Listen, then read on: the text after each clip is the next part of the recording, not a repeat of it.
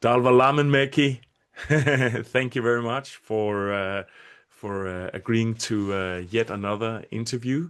One of the most successful interviewees that we've had on the channel, and so I'm really looking forward to hear about what you have to say about the All Souls complex in Finland. Can you call it like that? The All Souls complex? I just made that up.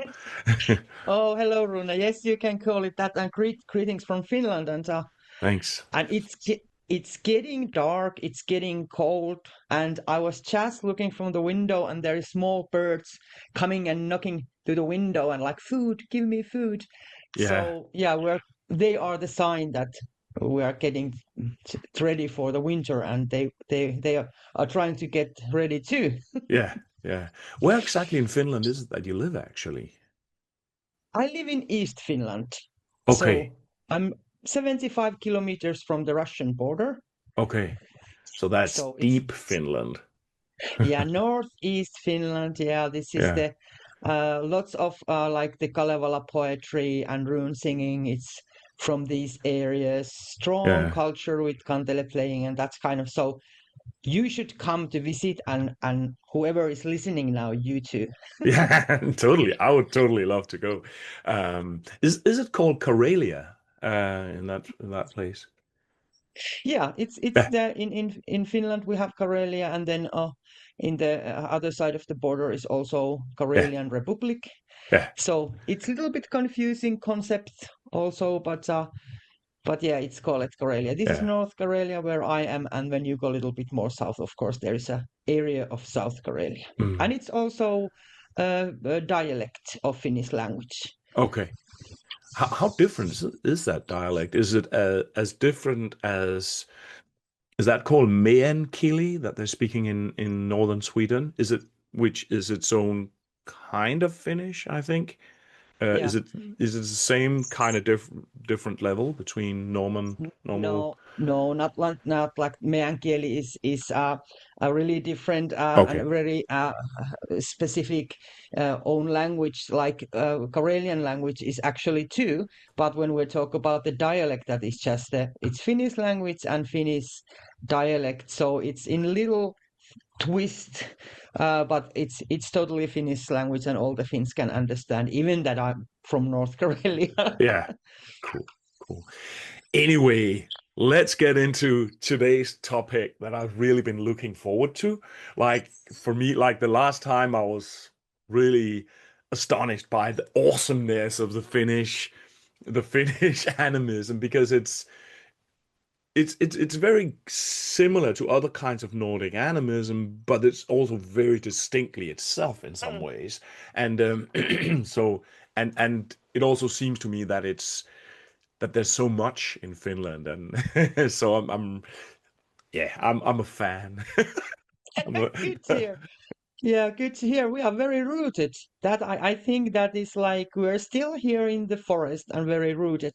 Mm, So I think the culture and the animism is strongly living here, mm, even that in everyday life we may not notice it.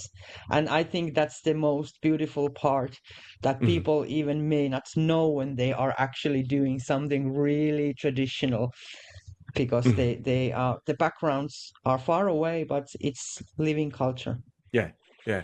And often I think it also with animism, you often get the feeling that, for instance, some animist practices, they can be so intuitive that it's almost like not a creed or something that people really formulate to themselves. It's something that's just so natural in the way of being in the world that it's just seems to be kind of there often. Like one example is this raising of poles, for instance, that people do in some parts of Scandinavia. It's like a very sort of foundational thing that people just keep doing it. So yeah. Anyway, so what about Kekri and the All Souls complex in Finland? Can you tell me a little bit about it? You mentioned that it's more of a time than a specific Yeah. date. Yeah, it's like, and also like you're using the word Kekri, and that is the most common that people Hmm. know. But Kekri, come on, it can be Kekri, Keiri, Keeri, Keuri, Köyri, Römpä or Runtu. It has many names, and there you Yeah. can see that also traditions are. It depends of the area where you Hmm. are in Finland. What's the name of the festival is, and also it gives you the idea that the traditions can be a little bit different also in the areas. But let's use the Kekri word here. Hmm. So Kekri is like it's the most I think it was the most important harvest festival, Okay. and it wasn't like specific day, one day. It was the time period, like, and the only thing was the what was the how they did look when the Kekri starts is when the harvest is done. Mm. So maybe in our house here in Lamminmäki farm, it was this day, Mm. but in your house it was 2 days after me. So in the same village, the Kekri time started and ended a little bit different time. Mm. So it was just about when the work is done for this year, because this is also New Year Mm. festival. It's the Okay. at the same time Oh, wow. end of the year festival and the New Year. Okay. Okay. How is that marked that it's the new year?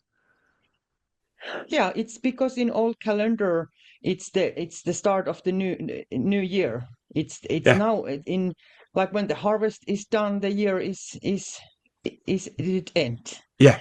And then all the Kekri festivities, it's about giving thanks and like preparing yourself for the new year that starts. Yeah. But first comes the winter. Yeah. So actually it's for what is for me is really interesting that it has this kind of cycle. So it's not about the Kekri those days, Hmm. but it was what we did do last year and what we're going to do next year. So Mm. actually, like in it's kind of like a mini year, even like you could call it even like minimalistic year in few days, like in Okay. few weeks, Hmm. because then you see how did you do last year? Are the ancestors happy? Mm. And then you are going to prepare for the next year and pray and ask for good Yeah. health and fortune. I recognize that feeling of a microcosm of the year in specific days, and that was done around the Kekri. That there is a Yeah, perhaps a span of days that represent the entire coming year or the entire last year. yeah. It's there you see the results. Yeah, yeah. Hmm. So, so Kekri is, or the Kekri complex Mm, is attached to harvest. What about the yeah. winter threshold, like the All Souls, Halloween? Are those two things together? Are they tied together, or how are those two things related? I think it's more like modern time that they put it in the All Saints Day. Yeah, So now it's like traditionally like it has been there for a quite long time because they just like to fix days. That yeah, is how the calendar specific days. But in old times, it's was more about when the harvest is done yeah, and harvest and also putting animals inside the barn, and then comes the slaughtering the animals. yeah, So all this kind of work, when it's done, the year is in end and it's Kekri time. yeah, yeah. It's interesting because perhaps in Finland, those two seasonal events are pretty close to each other, Yeah, harvest and entering into winter. Because yeah, in southern Scandinavia, there's a bit of space there. Harvest is typically celebrated in late September, and the winter, the arrival of winter is considered mm, like late October. So there's a bit of a, it's almost like a month in yeah. between those in our part of Europe. So, can you tell me a little bit about the traditions that are characteristic of Kekri um, in Finland? Yeah, so of course there was the ending of the work, so everything was really work related, Hmm. and when something is work related, is also related to the ancestors. So now we Hmm. come also to the topic of ancestors and giving sacrifices, because the ancestors actually, maybe it's good to start from that, Hmm. Yeah. because the ancestors were part of the house well-being, Hmm. because they were the people who did make the fields and the house maybe where you're living, everything. So they were actually the starting point of your well-being and your like what you have. Hmm. So giving thanks to them was like really important in Kekri time, and and also the ancestor was related to the really to the crops and the health of the animals and Hmm. everything. So how much food you, this goes very practical, how much Hmm. of food you have, it's also related to the ancestors, but also I think it's really interesting how related it's to the I want to use the kind of non-human, Hmm. but animals. So Kekri was about a lot of about animals too. Okay. Hmm. How is how are our ancestors represented in Finnish traditions? Are there images, or is it something you put on, or like masking, or is there a... Not maybe like in that way, but like remembering. It's like, Mm, because everybody was thinking they are really near. mm, They are actually your family, but you just don't see them. They were mm. so near, like even like in every day you could like feel them, and they were looking. Yeah, So making them happy yeah. that they, because they in Kekri time they come to check. Hmm. That's the thing. They come to check out how is the house? Is it clean? Like how is Okay. the fields? Are they like? Have you been working well there and keeping good care of them? How is the animals? So they came a little bit like, what is Yeah, going on? So they were really near, and actually a little. I would say you would be afraid. yeah. The Kekri time was kind of like, oh, they are coming now, mom and dad, maybe grandfather, whoever, they are coming to check out our house. Yeah, if So, if we're being good, diligent people and that kind of thing. That's interesting because that this is it sounds a little bit like some of the Christmas ideas. That thing about Santa Claus, he knows if you've been naughty or nice, almost, but just like more animistically real as anything Finnish. But but the no, that sounds really awesome. So, but but but there's not practices of like photographs of grandfathers or something like that. maybe some people can have something like that in the like later. But I want to point out that you Mhm. just did give the key to everything, because Kekri, what was celebrated in Kekri, they did put it into the Christmas. Okay, okay. So later, so now when we are having like Christmas tradition, they Hmm. are actually coming mostly from the Kekri. Okay, okay. So that's why we don't, the Kekri is not so living culture anymore. It's now coming back, because then came of course, the Christianity came and the Christmas tradition started, Hmm. and Kekri became a little bit, it was heathen, it was Yeah, pagan way. So of course people went like underground. yeah, It yeah, became underground culture.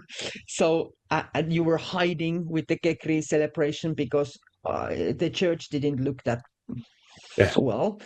And then you just did those tradition jumped into Christmas. Like you were Okay, saying, it yeah, sounds so similar, and you're mhm, totally correct. yeah. No, I also think that those two times of year that there's a connection between them. Like for me, working with animist seasonal traditions, it often seems that they are connected more than they're distinct. They're often like dialoguing with each other sometimes. Yeah. But about ancestors in Finland, can I ask you what word would you use for ancestors? Are they called the dead, or are they called what? And what's the word in Finnish? Or in Finnish language. Yeah, I would use like esivanhemmat, that would be like forefathers. yeah, And or then people just also said väki, the force. But okay, yeah, so yeah, the väki, the force could be also väki of your ancestors, the force of your ancestors. And I think, but I just use this kind of ancestors, hmm esivanhemmat, forefathers, like kind of wording. But also I really like the väki because the yeah, väki means the force, and I think our ancestors and when we're talking about the ancestor, we're not talking about something there. It's really your family. yeah, It's really family that hmm or your parents did know, your parents did know. hmm It's the real family lineage when we talk about it. hmm So that's I think it's really interesting that we are connected. We are connecting to the real yeah. family line, and in both sides, mother side and father side, Mhm. ancestors. Awesome. Is there any then like practices of perhaps offering? Like I remember I came across Swedish people having a Christmas tradition which was called Änglaöl, like angel beer, so that they would place angel beer, I think, in a window or something like that for the ancestors. And is there anything of that is there anything of that kind in Finland, like offering or flowers or anything? Yeah, I think the beer is always what we offer. Like it's mostly, I think, the Nordic countries are with the mead or beer, that we give Yeah, alcohol, yeah, because alcohol is like really respected gift. mm, And also some kind of food we give, like bread. So to come to your question, yeah, it could be many places, and normally in Kekri time it was many places. It wasn't just one place. You go to the cemetery, hmm that in old times it could be this kind of forest hmm cemetery. Not, I don't talk about the churchyard cemetery, but then later also that. And then the trees, because we hmm have this tree, uh, trees, holy trees. So these kind of sacred trees that everybody, like in all the houses, did have this specific tree. hmm So you put food there, but also you could like put food also uh, to your table. Like in the Kekri time, when they did make the table, they first give the food to the ancestors. So you actually put plates. You Okay. actually put plates and forks and knives and everything, And and they came to eat. will these plates at the table would then be ancestor specific? So like this is my mother's mother and this is my father's father, or would it perhaps just be one symbolic plate that represented the ancestors, or how would that typically be? You just really could put many plates. So in the Kekri morning, like maybe we can run through the whole day, Yeah, like when you are definitely. having the Kekri day, because it's like, I think it's easier to explain it and get the image, so you hmm can think like you wake up in the morning, hmm and then the woman, the lady of the house goes, and of course you guess what they do first. Mm. They I don't. warm up the sauna. Okay, yeah, yeah. So of course you are in Finland, you need the sauna. But that was also, you My go my and warm my up. thought just went like vodka, knives, sex. Ah, okay, the sauna. This- So the sauna, first the sauna, and you need to, there is things you need to be a little bit silent. So you don't make too much noise when you're doing things. You go with respect and silent because the ancestors are there already. They can be looking at you. So you go and you act respectfully. You put the sauna on. Then they in archive text they say that you need to walk from the sauna like really silently away, and you're warming up the sauna. And the first round of the sauna is not for the people; it's for the ancestors. You warm up the first sauna for the ancestors, and they are there. And there is stories that you can see that they were using the sauna because there was sweat everywhere. And then when they are in sauna, the ancestors are in the sauna, then you put the food on the table and you put the plates and the food there for them. And when the people are going into sauna, they shift the turns. The Okay. ancestors comes out from the sauna to eat. Yeah. And the people go to sauna, and when they have been eating enough, sometimes they went and they were listening like on the door, like when there are like noises coming up. Yeah. Hum, hum, hum. So they were eating. There is this kind of archive text that if you hear that they are making lots of eating noise, they are really happy. Okay. Yeah. And then when the people came from sauna, then it's their turn to eat. Yeah. So it was really this kind of like play, Yeah. ritualistic Yeah. play of taking them part of your day. Mhm. And also it's very concrete. Like Yeah. it's a literal presence where the ancestors are in the sauna and then they go to eat and like they participate, and that would be on one specific day that or would it be or perhaps different days in different farms, or but would this be one specific celebration day that this would take place? Yeah, that would be when the work is done. Yeah. It's in your farm, in your it's family uh celebration. So it's your family that you are celebrating like this, your ancestor, and giving thanks to them and offering them the sauna, offering them the food, remembering them, putting the sacrifice food to this sacred tree or the cemetery, Yeah.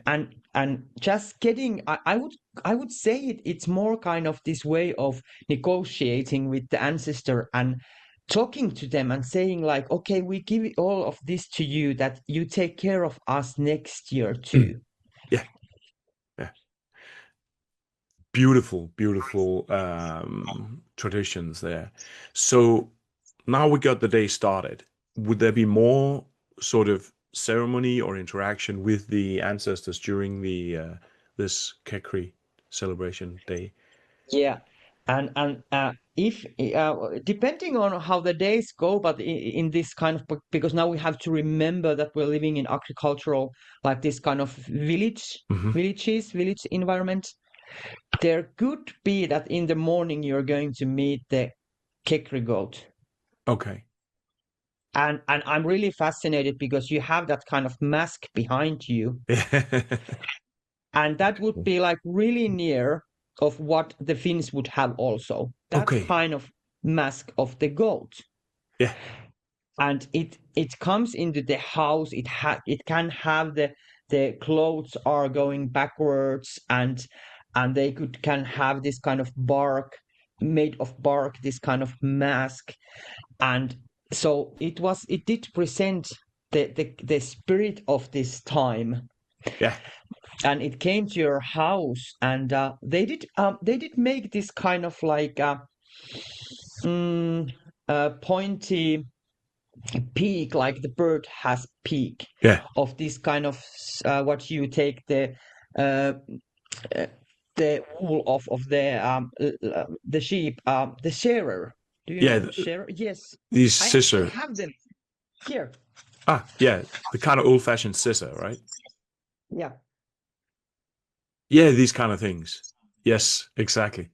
Nice. Yeah. So so they could just put it like So they or in the head you could have like horns. So they use this tool specifically? Yeah. So there is few things because it's iron. Yeah. So the iron is one of that. It's Mm-hmm. seen as a very magical, but also it was part of, okay, we come again to the agricultural time. Yeah. So it was the tool and it was sharp. So there is sharpness in that, there is iron in that, and then it's a tool that you use with the sheep. And the Mm-hmm. sheep was the big part of this Kekri celebration because they did slaughter Yeah. the sheep for people to eat. It was part of the Kekri time feast. Okay.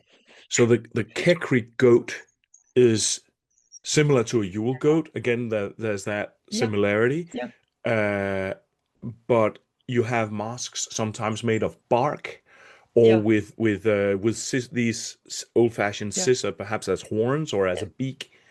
yeah. Wow. It was scary, and Yeah. and it was scary.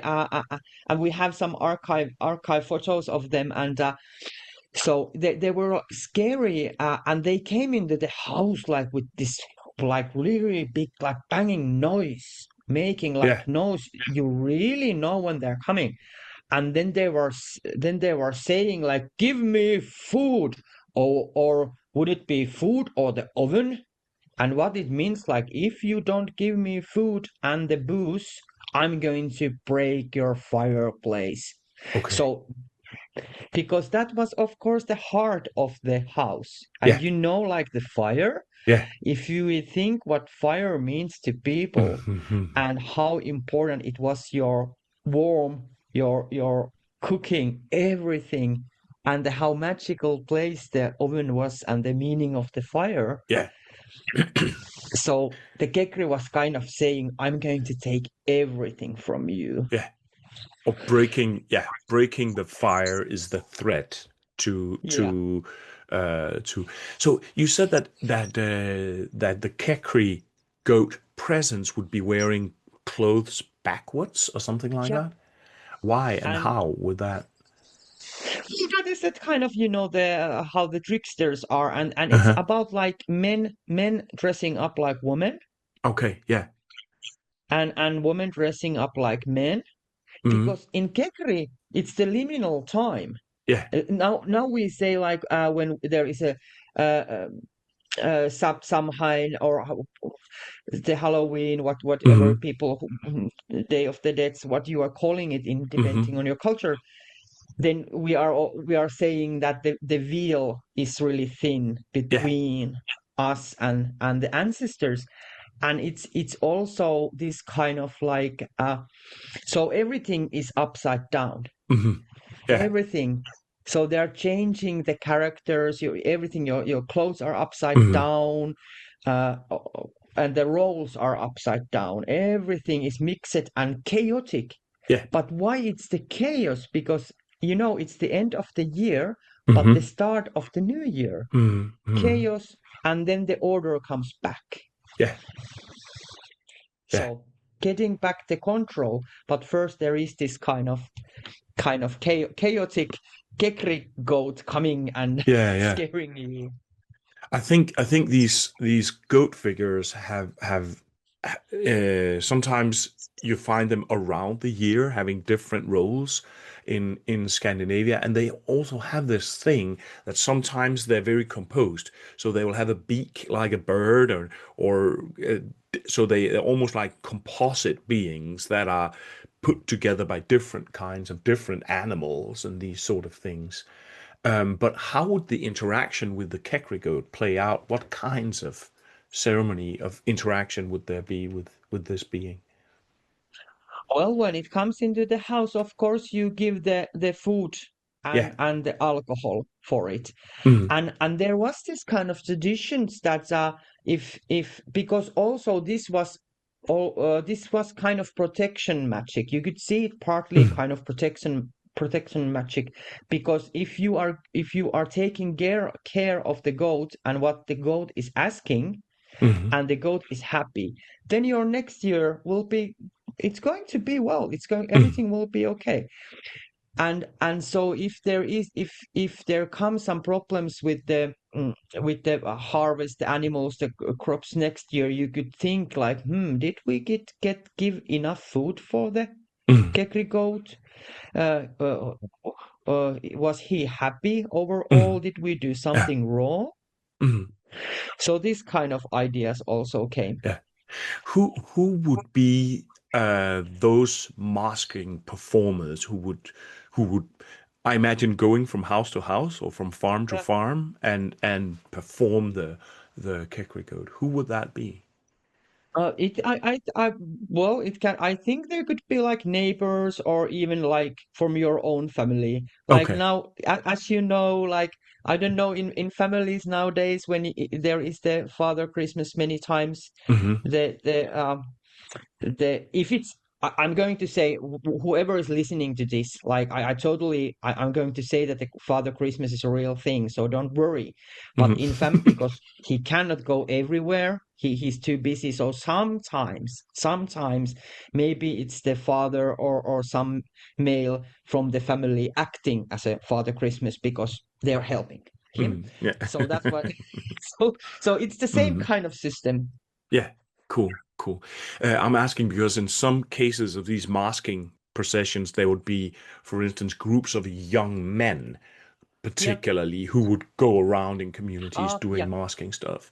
But I think it's probably also depends on how close people Yeah. geographically are to each other. If Mm. people live in villages, then you can more have this sort of like groups of young men, for instance, who go making a ruckus and getting drunk and doing young men's things with masks on. Yeah, cool. So, what are your thoughts about the connection between the goat specifically and the ancestors? Is there any sort of logic in the connection between these two motifs? Yeah, I think there is because it's we come into the fertility. Mm, That is something that is lots of these like plays are, and the symbolic meanings are of course the fertility yeah. and you know, goat. It's known for the fertility, so it has this kind of also kind of Mm, sexual reference, but it's not like very seen, but mm, it's there because the fertility, it means like there has to be more children mm, to make the work. It's really yeah. important. Yeah. But also the fertility of the fields. Yeah. So everything that was fertility, it wasn't just about human related. It Mm, was also this kind of like non-human. mm, So I think goat is part of that, and also the connection to the farm animals, like how mm, people really needed them and respected them. And in Kekri time, the farmer, the owner of the house, they did give the best food for the mm, animals. yeah. This was the time because it was this kind of liminal time, kind of like magical time, and also like giving the best food to the horses and the cows was Mm, really important to respect the animals also, yeah. because there was also this part you never did know actually what kind of who the animal was, Yeah. because there was the possibility that the animal was also uh, is the spirit. There was the spirit of somebody inside of the animal for Mm, some time. yeah. Could that be an ancestor spirit then that would Yeah. be inside an animal? Is that specified that perhaps an ancestor could have the form of an animal or something like that? Or They could come. It's yeah, like in some specific times they could like see that it can happen, yeah. but also just respecting the animals because the horses were doing the Mm, work for the farming. mm, So you need to keep care, and also like the idea of all the animals did have their origin. They did have their ancestors too. yeah, So animistic yeah, looking. The yeah. horse is not just animal, Mm, and horse. It's force of something, and it has its origins somewhere also. It has its own line of ancestors too. Yeah, So you have to be respectful to everything, yeah. not just the people or the spirit ancestor, but everything around Mhm, you. mhm. In I seem to remember this particular tradition from Denmark that there used to be, if there's a village, oftentimes there would be one particular animal that would be considered specifically sacred. So there would be a village boar, a pig, or a village bull. And then at this time of year, for instance, sometimes the different farms would come together and give some of their best fodder almost as an offering to that particular animal at this time of year. Do you Yeah. recognize this sort of practice from Finland or? Yeah, I do see it like because it's like let's say it's the same things could happen like Mhm. also like in the summer the midsummer time Yeah. those festivalities when Mhm. it was also about fertility again, but then also respecting the animals and so I think even that we look the whole cycle of the year, people did respect animals Yeah. because they were so important. Yeah. So yes, there was this kind, and it's so interesting to hear that you have this kind of similar tradition that is like Yeah. totally. Mhm. I can relate to that. Yeah. There was even a tradition, and this is a little bit like from our perspective today, it's cruel. There was a tradition in parts of Denmark of uh, um, naming a specific old, worn-out horse, call it a a helmise, and that is also the name of this celebration, and then leave it to die in the frozen fields, almost as a kind of a sacrifice, as if it goes to the other side and becomes some sort of hell Mm. horse or these sort of things. There used to be ideas of hell horses here that were buried under churches and these sort of things, but particularly connected to this time of year. Yeah, hell mise or hell horse. Mise is the same word as mass, so it's kind of hell mass. Uh, Yeah. uh, Oh. it sounds pretty metal actually. I was like, oh, you can make a song about this. Yeah, yeah. We'll make a band, you and I, and we'll go to Blóthljóð, and Yeah. we'll have like a album cover with like black metal, and it'll be called Hellmass. So that could be cool. Yeah. But Um, yeah, but yeah, the animals and even just like eating the meat. You yeah, so that was like the part of like getting the one lamb or the pig like really fat and take care of it yeah, to slaughter it in the Kekri time to have this kind of festival. So eating the meat and offering the meat like in a soup or something to the yeah, ancestors, also like in the graveyards or the sacred tree. So it was really mm, meat related, the yeah, festival, yeah. and alcohol, meat and alcohol. So you say that ancestors would typically receive these offerings at a sacred tree or at the cemetery. Yeah. So a sacred tree, would that be like, I think in English they're called warden trees, that if you have a farm, then there's one tree connected to that farm, Mhm. which is particularly sacred. Is Yeah. that the kind of tree you're talking about? Yeah, yeah, Yeah. yeah. Okay. This kind of like sacrificial tree. Yeah, Yeah. that you go and talk to the ancestors, and whatever happens in the cycle of this farming year, Hmm. you always go there. And also when you're having a baby, Hmm. before Oh. giving a birth, you put milk there, or when you have first there is like animals are born also, then you just give sacrifice, and it's Mhm. like giving thank you and saying like thank you or praying the good Yeah. health or Yeah. It sounds. well, it sounds very Nordic. There very similar traditions in other parts of Scandinavia, but this sounds also like, ah man, whenever I speak to you, I really wish that I could read Finnish to kind of say, okay, said because just like these tree practices would probably have, there's probably a lot of good material there. Can I ask? It's a little bit off topic for our Kekri talk, but just because I'm interested in it, is there then specific trees that are typically warden trees, or can it be any tree or Yeah, I think the spruce, spruce? because it has, Okay. yeah, it has like this kind of like Yeah. the branches go down Hmm. like the, Yeah. and then it's like even if it goes like down and do the ground, they call it as a table of the forest god. So you Okay. would put offering there. Yeah. And the pine tree is also one of the really important. So it's like interesting that it's the spruce or pine tree. Yeah. Yeah, Yeah, that might be a little bit particular to Finland.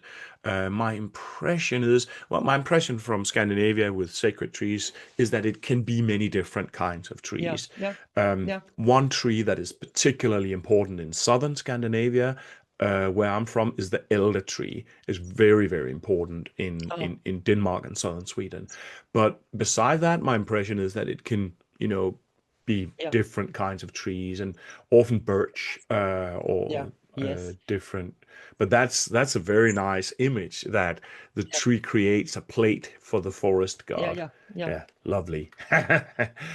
um, so um, about the ancestors and do you have more more like specific ceremony that that were done in relation to ancestors around Kekri time?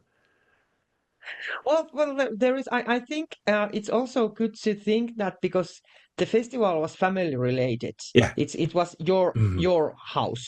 Yeah. So then it's even like today also.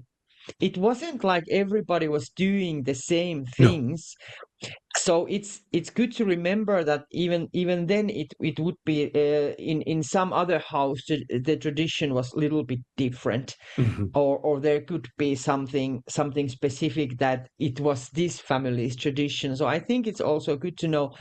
And of course, because the information that we have, that what I have, it Hmm. comes from the archives. And Hmm. then when we are talking about that information, it has the influence of Christianity already. Hmm. And then it also has the influence of the people who did collect the information to archive. So we have to always, remember Hmm. that they did ask specific things, they wanted to know specific things. So the information is not like that kind of like pure that this is the way it was, Hmm. because Yeah. there was lots of things that the people who were collecting the information didn't see that this Hmm. is important, so they just didn't write it down. So Yeah. I think there is lots of that is lost. But also I think nowadays when people are more celebrating Kekri and taking it back, especially because we have this Halloween Hmm. now going on. I think I'm the one of those. I love Halloween. Yeah, me too. And I'm totally a fan. so I love it. It's just part of my part of the it's popular culture that it Hmm. bring the Halloween into my life too, and I just love the things that is related to that. But I also respect the Kekri time that is traditional and cultural for me. Hmm. Hmm. But and I'm also like I think it's really food related for me, the Hmm. Kekri time celebration. So I think everybody can also, we have the freedom now to make it look like what it's looks like for us in modern day, Hmm. and also what we can find the old information, just like create that, Yeah, that is what they did do all times do, they did create. And the exactly. new generation was like, oh, let's put a little bit more salt and pepper to potatoes. Hmm. Yeah. No, I think that this. inspiration. I think it's a very beautiful example of how animism is sort of just there. It's almost as if you can't really kind of push it away. That Halloween is coming back really because the All Hallows traditions that you have in Northern Europe, they're very Halloween-like. Like I remember as a child carving these lamps out of turnips, Turnips, yeah, we do that and too. That's yeah, yeah, we and I'm have not the same sure it was tradition on that. okay. Yeah, I'm not sure it was done exactly on the November night day, like on October 31st, but it was done somewhere around this time here. So, but that kind of disappeared in southern Scandinavia. But now Halloween is coming back, and I don't know, try to merge it. And you even see like inspiration from Mexican Dia de los Muertos and these sort Mm. of things. And funnily, in Denmark, that is considered a little bit more intellectual. That's a little bit like, yes, we're having lectures at churches and we're talking a little bit about the Day of the Dead and these sort of things, where Halloween is super sort of white trashy and kind of so it's funny that there are different sort of Yeah, cultural associations on these things. yeah, and about the, I just want to go back into this these turnip lamps Yeah. that you were talking, because that is also what was done in Finland also, Okay. that you Yeah. you carve them and you put oil in them and then the string. Okay. Yeah. Oil and a string, so it burns from the Yeah, top of it. yeah. Yeah. Cool. But Cool. it wasn't like just the Kekri time. So it's it's okay. I need to just clear this that nobody Yeah. understands wrong. It wasn't. It's not the same culture as this like pumpkin carving, Okay. but it was just because it was dark and Hmm. there was no light. So if you think you are in Yeah. this small dark cabin without electricity, like I do, like from May to October in our cabin, we don't have electricity, but we don't do the turnip lamps. Hmm, Okay. good idea. But it was this kind of tradition of using the root vegetables. Hmm. So in all, if you think in England, they did do this, but Hmm. they did do these heads. Yeah. And when they did move from England, the immigrants went to the United States, and then they Hmm. started to. If I'm right, I don't know, I can Hmm. be wrong. And then they started also doing this kind of like pumpkin Yeah. carving those heads. Yeah. So it's just a tradition of using Yeah. what you have. Mm. Mm. I seem to remember that we did heads, but it's so long ago that it's possible that my memory is playing tricks on me. But yeah. So so yeah, we have Kekri goats that are visiting people and getting something to eat and drink. Hmm? Now, when we talk about death and ancestry in Mm. general in the Finnish context, would there Yeah. be specific ways to how would people handle death ceremonially in Finland? Would there be wakes or what specific traditions would surround death in Finland traditionally? Yeah, I think if again if we go back in the history and we're talking about Mm, this kind of like more historical agricultural time, so of course like well people like in in everywhere people didn't maybe live so old, mm, and of course because the lack of the doctors and everything, they did use their best in folk healing and everything to get some health and for the situation when somebody is really sick. But people did actually, when they did die, they mostly did die in their own house. mm.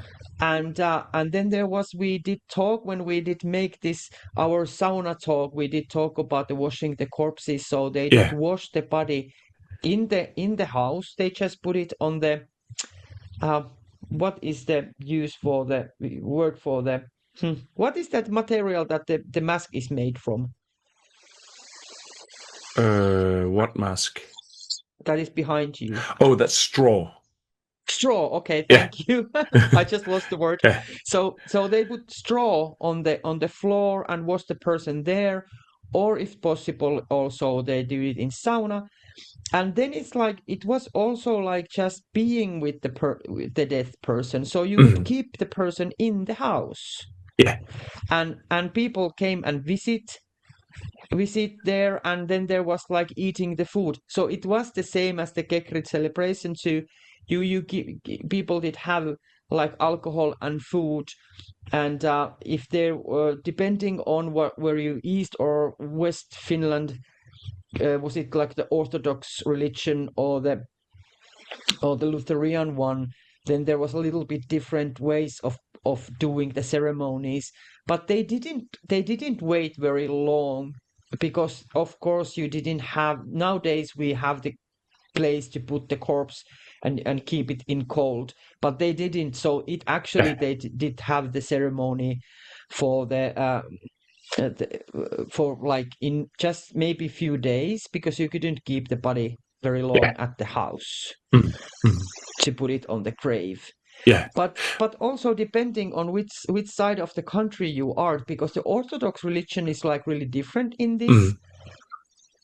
So so then there comes this traditions of lamenting. I Yeah. don't know, is it like in England, in Ireland, they talk about keening, Yeah. like crying, Yes. celebrating of this like singing and crying at the same time. Hmm.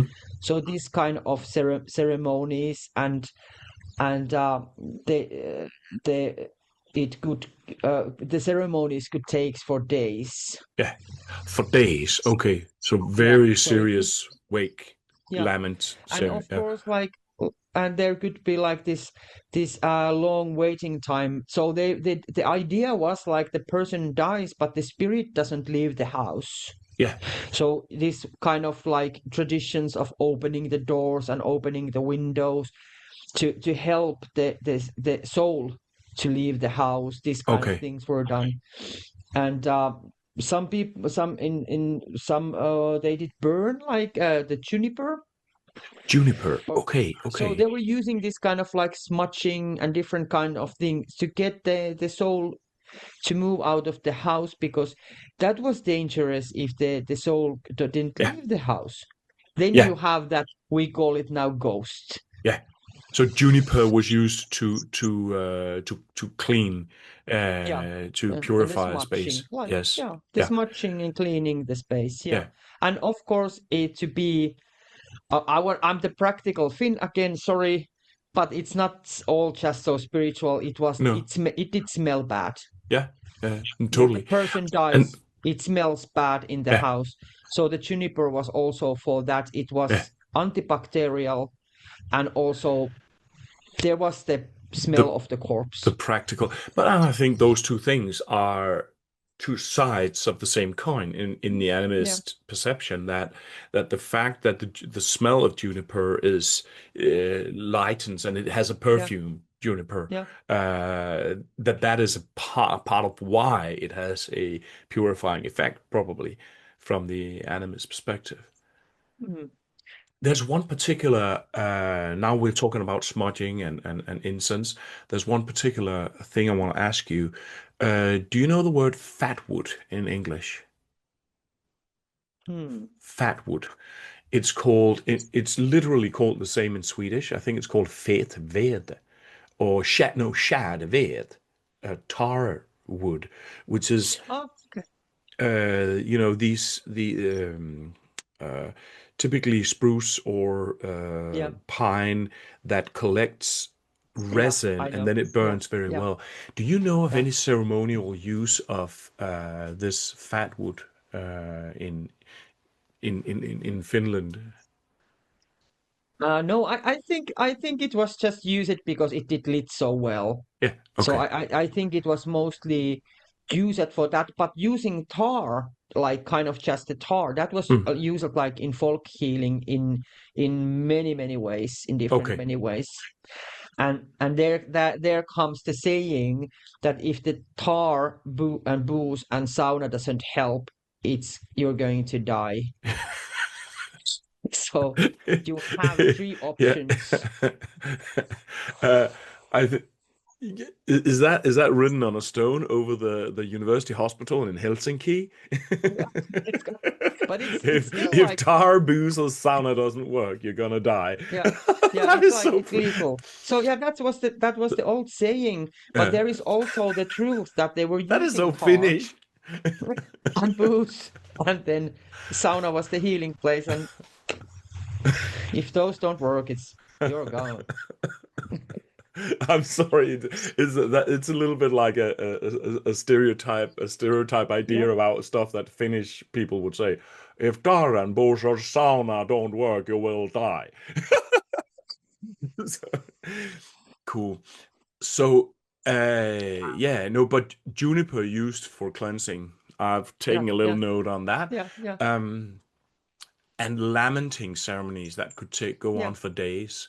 Um, I came across a lament or a wake ceremony from Norway mm, that would take a whole night, yeah, and that was wild. It was music and intense singing and yeah, yeah, dancing and matchmaking between couples and a lot of drinking and yeah, like really kind of a wild celebration actually yeah, with the dead corpse sitting in the yeah, room. Do yeah. you know anything similar to that in Sweden or in Finland?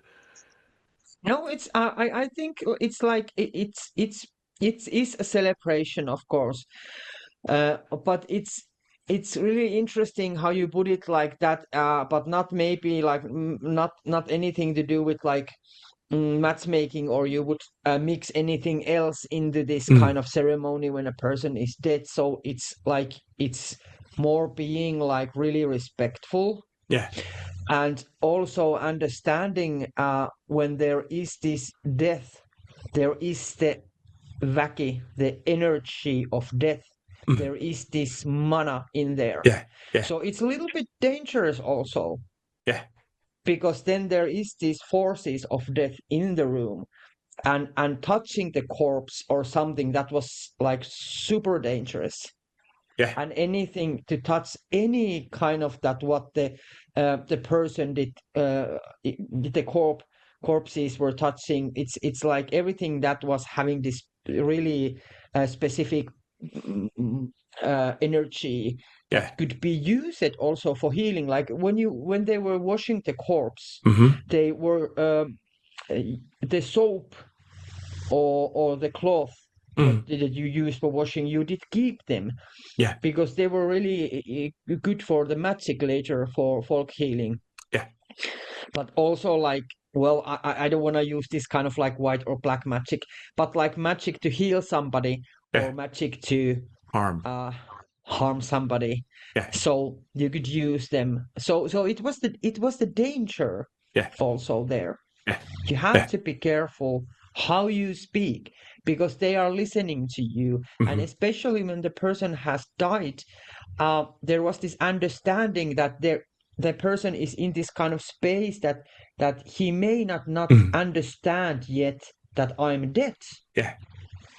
So he could walk around there in spirit, like, and thinking that he's still alive, Yeah. and doing things like moving things, or Hmm. and he didn't understand. So the ritual of crying and lamenting and praying, and it was to say to the person that you're dead Yeah. now, you have to go. Hmm. Hmm. We are weeping here and crying because you're dead, so Yeah. you have to go. So is there an objective in there also of bringing the soul of the dead person to the other side in the right way or something like that? Hmm.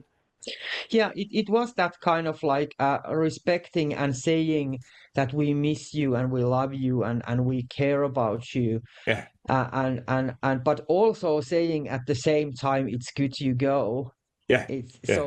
so that the person doesn't, because then we talk about this kind of haunting ghost. Yeah. If the people don't let go, we Yeah. have to also, when somebody pass away, it's our job who stays. Mm. It's our job to let go. Yeah. That the person who is dead is not longing home all the time. Yeah. Yeah. Is there stories in Finland of this sort of death or dead people becoming harmful or dysfunctional dead, like vampires or revenants, ghosts that keep hanging around and become perhaps dangerous to people? Yeah, there is like lots of, and many times because we have this understanding that the spirit is mostly in the place that the person has been like building the house or of Mm. course building the sauna. Yeah. So they can stay there for a reason or one. They can stay there and you can see them and they can make noise there or the house can burn or the sauna will burn or something. You Yeah. do something wrong and they come and it's kind of revenge Yeah. and but mostly what is really upsetting and sad is the children. So so of course in that time we have to understand that agricultural time there was no this kind of health care for the Mm. mothers. So there was lots of babies dying Mm. and and also babies were killed. There Okay. was too many mouths to feed. There Okay. was too many children. So we know that many times this could happen and especially those babies and children dying and there's lots of stories of them like walking and crying that Yeah. you could hear them crying Yeah. Yeah. and these lullabies these now you're going to say that Finns again but these Finnish lullabies Yeah. they are about the dead babies. Okay, Rune, this is not People, oh boy. well, actually there is the no, I do think that a little bit, but I'm there just is a Swedish lullaby that's yeah. very well known by what's his name, Bellman. You remember Mm, Bellman, the very famous Swedish singer, and he has a lullaby that is addressing his dead son. yeah, yeah, But okay, so no, but sorry for that. yeah. Give me examples of Finnish But lullabies. yeah, but What would a it's lullaby but then say that? yeah, it goes like you little bird, but then when you start to listen, it's like under the underground.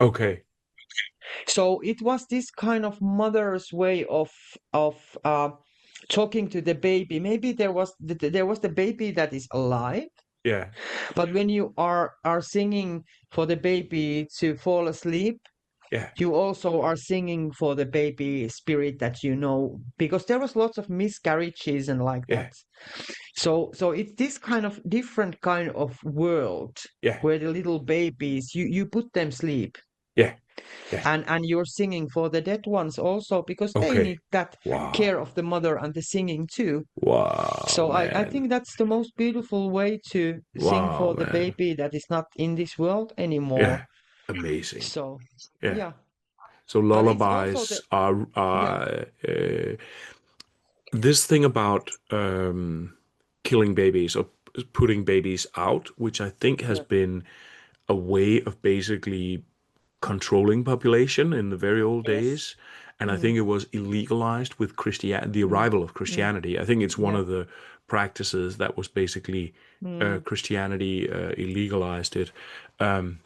Has that then continued? Because like Finland has very remote areas, I guess, and is that something that has then perhaps continued in Finland more than in, I don't know, other parts of Europe or No, I think because like if we come to the bit we starting from the end of the 18th century we have the hospitals yeah, yeah. and the midwives and everything and it's like interesting because the Mm, people who the women who did work in sauna yeah, so the sauna healers and the washers the people who did wash in sauna they were many times also the midwives yeah, because the babies were born in sauna yeah, so I think they did do their best they can, but also the midwife was the one who could uh, make the miscarriage happening Yeah. by using herbs, Yeah. some kind of herbal remedies That will or provoke a different kind of, miscarriage. yeah, to Yeah. manipulate the body to have a miscarriage. Yeah. Yeah. And but it's like there, if you think like, well, my father that was born in the 50s, the rest in peace, he did have like 7 sisters and Mm. brothers. Yeah. So the families were really big in Hmm. Finland, and of Hmm. course in everywhere else. So I think it has been part of that. Sometimes when you are poor, Yeah. you just have to think You, that we cannot have another baby. yeah. So You can't. Yeah. Totally. And then that is sort of. It almost sounds like there's an aspect of trauma therapy in that singing practice. mm, yeah, Yeah. especially like the lamenting that the women were doing, the Karelian lamenting, that is like that the person who was doing the lamenting was kind of professional Hmm. uh, griever, Hmm. that she was screaming and singing the grief out for everybody. Hmm. Yeah.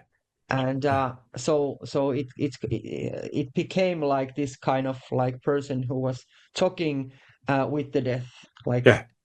and do this other dimension, and talking in there, and also working for this community, because the community cannot, okay, nowadays we can have sickness leave. Hmm. Well, if something happens, if something traumatic happens and you're working, or you can have sick days, Hmm. and stay home, or it can take months, it can Hmm. take 2 months, and but if you go back in history, well, you didn't have that No. opportunity. Yeah. You No. have one day. Okay, you grieve today because in the morning, 6 o'clock, you're going to be in the field. End of the story. Yeah. It's Yeah. Yeah. so it Yeah. has to Yeah. be like, really, you have to process it Yeah. Hmm. fast, kind of fast. And then you need the whole community and this kind of specialist, like, Yeah. to be there and do the work also with you, and partly maybe even for you. Hmm. I think I think like it's important when we think about those old traditions that seem to us today to be brutal, for instance, Mm, to remember like the kind of life that people lived in Northern Europe or even in the far north of Scandinavia when we go back in time. Like I imagine that life could probably be very tough in North Karelia in the 19th century, and stuff like provoking miscarriages and these sort of things to in order to control populations. Like it could be a way of mm, avoiding starvation, basically. And I've also been thinking this in relation to the practice that is. I'm not sure how reliable the attestation of these practices actually are, but practices of killing old people in Sweden, particularly, where there was a tradition, what was called the Ättestup, a, mm. a kin cliff, where, Yeah, according to some traditions, they would basically jumping. Yeah. throw elders of a cliff, like in the movie Mm, Midsummer. yeah. Um, and some people are saying that it's not real and that it was inspired by an Icelandic saga that got dispersed in Sweden at some point in the 19th century. I just have trouble really believing it because when I read about it, it seems that it's found in so many places that and even also sometimes here in Denmark, you have that people have been reporting somehow this sort of practice.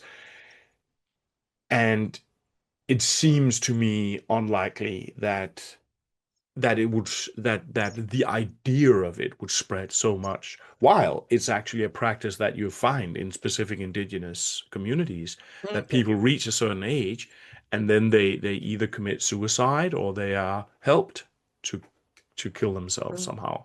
And or Uh, left behind or left behind yeah, yeah, when, like, if you think nomadic lifestyle, mm, you know, yeah, it's there is this kind of stories or yeah, legends still that you just left people behind and it was fine for them because they didn't know that yeah. it's sacrifice for the community Mm. too. Yeah, and I think, like, from our perspective today, this seems like unspeakably cruel. But, like, if we imagine ourselves into a 19th century community in northern Sweden, and we think about how how like when old people, for instance, get what's it called, senile, when they become senile and when they start to really fall apart, how difficult that is today. Imagine how difficult it was in community, subsistence agrarian community with very scarce resources and no electricity. Like like I think we need to remember that sort of Yeah. when we pass judgment, for instance, over or practices in past time. And that's not because I say we should start doing it again. Like No. obviously today it would be absurd. But yeah. But yeah, it's and it's like good to remember always the context of things and how. So we are like now looking from the context of this kind of modern medical Western Mm. point of view, where Yeah. where where we are looking for the youth and we're looking for to get like live so old, and there is lots of things where just our life is like kind of now Mm. like focused on how we can live more and more and older, Yeah. and we are focused on that. Yeah. And if we come like few hundred years back, the focus was on more like about the 1 year Mm. and the next year, Yeah. and having like children, that we have people who are going to take care of us, Mm. because the children were the one who is going to take care of you when you are old. Mm. Yeah. So that was really important, and it was really big problem and a shame if you didn't have the children, if you couldn't have them, Mm. because then Mm. you wouldn't have anybody to take care of you and the farm when you are older. So Mm. it's all related, and that's how we come back to the Kekri time, that what we are celebrating in Kekri time, we are giving thanks, we are protecting ourselves, we are protecting our family, animals, our farm, but we are preparing also for the next year, because the winter is long, but the spring comes so fast. You're Mm. like we know it's Mm. going to be suddenly February, May, and the snow is melting, and then we need to be rested, ready to start again. Mm. Yeah. So Thanks a lot. it's yeah. Thanks a lot. No, do you want to just finish your thought? No, it was that I just, it's like, yeah, we went a little bit, like I felt like we're going to sidetrack, and then no, we're just Yeah, yeah, in yeah. right place. No, I think it's this has been very, very interesting, and yeah. So, thanks a lot for taking the time, Darla. It's such a pleasure and so interesting to uh, to hear your insights on the Finnish tradition here. So, yeah, thanks. Thank you, kiitos. Där bergast fyrer frälsning och ängan rättlautan skalset hälsing varje kur risar och trött vågna vid stridsmän ganga och vötter varje kur risar och trött hypnotistrismen kaungauvet.